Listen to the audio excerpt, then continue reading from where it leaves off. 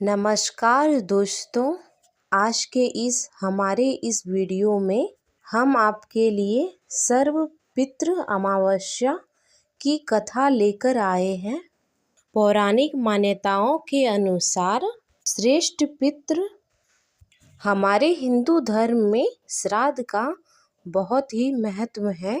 श्राद्ध करने के पीछे यह औचित्य होता है कि वे अपने पूर्वजों को याद करते हैं, अर्थात श्राद्ध पूर्वजों को हृदय में याद रखने का एक माध्यम है। चलिए सुनते हैं सर्वपितृ कथा, अमावस्या कथा। यह माना जाता है कि देवताओं के अग्निश्वाद जो कि सोमनाथ में निवास करते हैं, उसकी एक मानस कन्या थी अक्षोदा, जो कि एक नदी के रूप में अस्तित्व हुई। मत्स्य पुराण में भी अक्षोदा नदी और सरोवर का वर्णन मिलता है, जो वर्तमान में कश्मीर में स्थित है।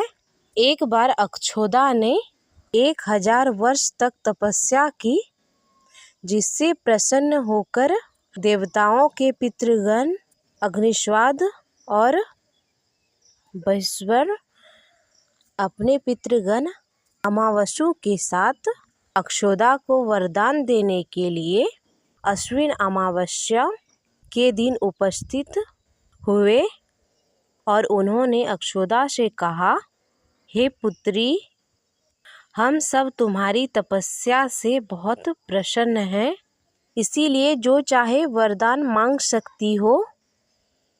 परंतु अक्षोदा ने अपने पितरों की तरफ ध्यान नहीं दिया और अति तेजस्वी पितृ अमावस्या की तरफ पलक झपकाए बिना देखती रही।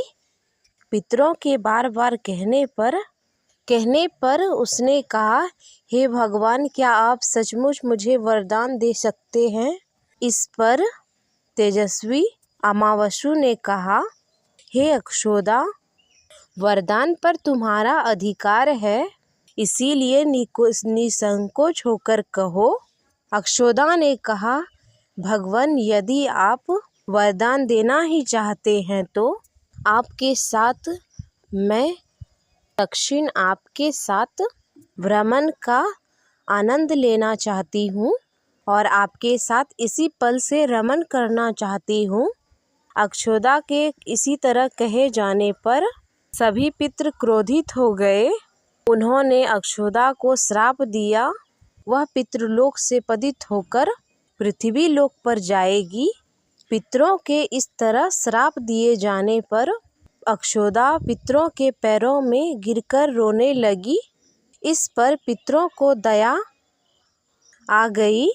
उन्होंने कहा, अक्षोदा, तुम पतित योनि में श्राप मिलने के कारण मत्स्य कन्या के रूप में जन्म लोगी। पितरों ने आगे कहा, भगवान ब्रह्मा के वंशज महर्षि पराशर तुम्हें पति के रूप में मिलेंगे। तुम्हारे गर्भ से भगवान व्यास जन्म लेंगे। इसके उपरांत अन्य वंशों में जन्म लेने पर तुम श्राप मुक्त हो जाओगी, पुनः पितृलोक में वापस आ जाओगी। पितरों के इस तरह कहे जाने पर अक्षोदा शांत हुई।